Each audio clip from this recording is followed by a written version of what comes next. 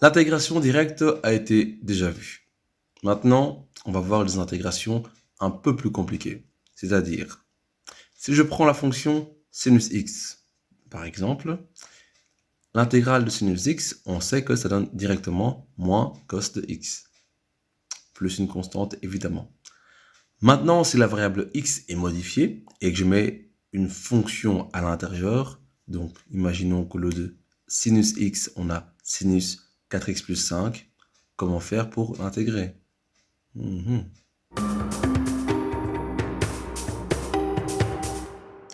Bonjour à tous et bienvenue dans le programme de mathématiques.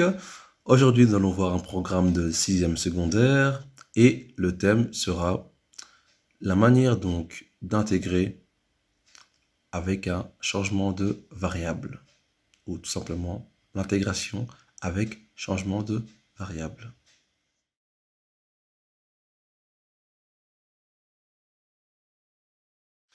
Nous allons voir ici la situation d'une fonction composée.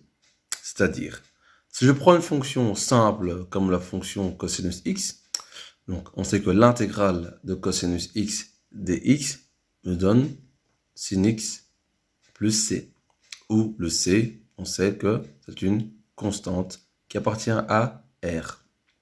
Maintenant, si je change cos x en cos 3x plus 2, on obtient quoi comme intégrale?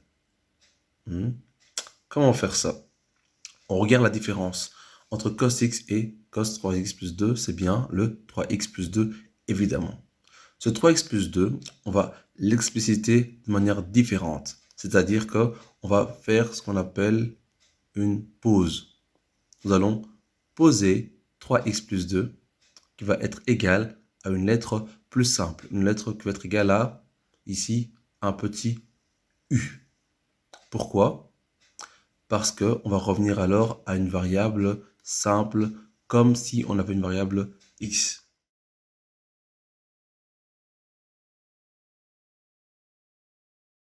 On va effectuer ici donc une résolution en plusieurs étapes, en 4 précisément. La première étape sera donc de poser. On sait que 3x plus 2 va être égal à u. Ça veut dire quoi? Ça veut dire que la fonction cos 3x plus 2 devient une fonction cos de u. Et donc on peut écrire que l'intégrale de cos 3x plus 2 dx donne simplement l'intégrale de cos u dx. Maintenant, le u et le dx, ce sont deux lettres différentes. On a le u qui est différent de x. Est-ce un problème? Oui, c'est un problème. Parce que le dx est une variation de x. Et ici, on calcule donc une variation de x par rapport à une variable u. Il y a un petit souci quelque part. On passera donc à la seconde étape. Ici, la seconde étape consiste donc à transformer dx en un élément en rapport avec u. On sait que u', c'est quoi? C'est 3x plus 2'. Donc, on obtiendra quelque chose de facile. Mais avant ça, petit rappel, u' est égal également à du sur dx. Important. Donc, u', c'est 3. Jeu d'enfant. U', c'est également du sur dx. Ça veut dire qu'on peut isoler dx. Donc, on peut écrire que dx vaut quoi? Dx vaut simplement du sur u'. Si on prend les éléments et qu'on les met ensemble, qu'est-ce qu'on obtient? On obtient que dx est égal simplement, oui, à du sur 3. On reprend notre intégrale, donc l'intégrale de cos u dx, qui devient simplement ici l'intégrale de cos u du sur 3, ou alors un tiers de cos u du. Donc la troisième étape ici consiste à intégrer simplement la fonction. Donc on a l'intégrale de cos u du divisé par 1 tiers, qui nous donne quoi? On sort le 1 tiers de l'intégrale, on obtient donc 1 tiers de l'intégrale de cos u du, qui est ici donc une intégration directe. On obtient donc 1 tiers de, facile, mais oui, sinus u plus c. Attention, attention, on a une réponse qui est donnée en u. Or, nous, au départ, on avait donc une fonction qui était en x, c'est-à-dire qui utilisait x comme variable. Il y aura donc une quatrième étape à respecter. La quatrième étape, donc, va être la réhabilitation de la variable x. On a comme réponse ici 1 tiers de sin u plus c. On sait que 3x plus 2 égale à u. Donc, on fait quelque chose de très simple. On remplace u par sa valeur posée. Donc, on a comme réponse finale 1 tiers de sin 3x plus 2 plus c. Faisons maintenant une généralisation de la situation. On a donc une fonction composée, g parenthèse fx et à intégrer, donc intégrale de g parenthèse fx dx. On peut poser que le fx est égal à u, ce qui nous donne alors une nouvelle, on va dire, écriture.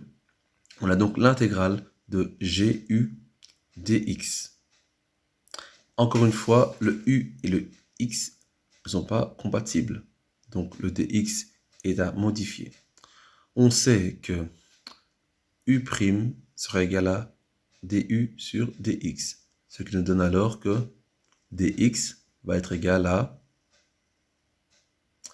du sur u'.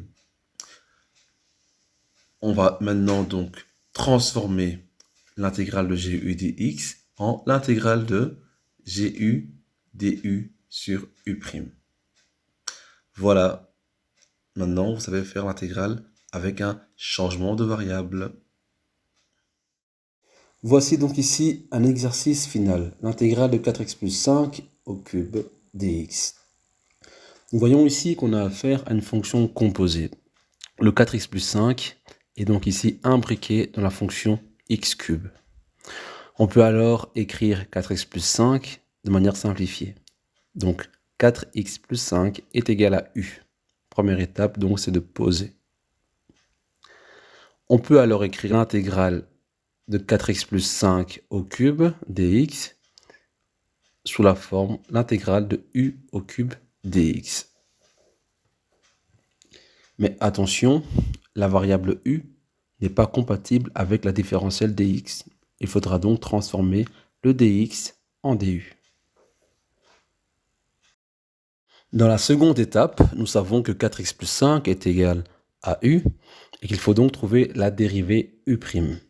4x plus 2' est égal donc à u', ce qui nous donne comme résultat 4 est égal à u'.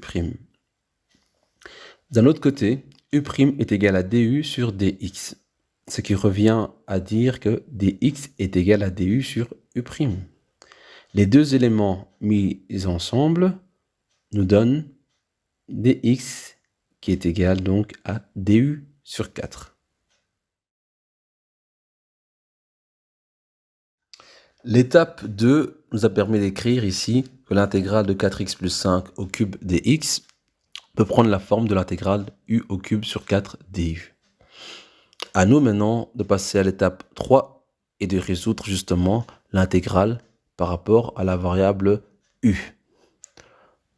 Nous avons donc l'intégrale de u au cube sur 4 du qui peut s'écrire ici avec la constante 1/4 qui sort de l'intégrale, donc 1/4 de l'intégrale u au cube du. Nous avons affaire ici à une puissance, donc une formule assez simple. On obtient 1/4 de u exposant 4 sur 4 plus c, ce qui donne au final u exposant 4 sur 16 plus c. La dernière étape consiste donc à rétablir la variable x. Nous savons que u est égal donc à 4x plus 5, ce qui nous donne alors la réponse finale, que la primitive, donc f, non pas par rapport à u, mais f par rapport à x, est égale à 4x plus 5 exposant 4 sur 16 plus c. Voilà, donc tu as effectué ici l'intégration par changement de variable ou avec changement de variable d'une fonction composée assez simple. Tu peux faire ça avec d'autres fonctions comme des fonctions puissance, d'autres fonctions trigonométriques comme le sinus. Bravo à toi encore une fois et à la prochaine séance.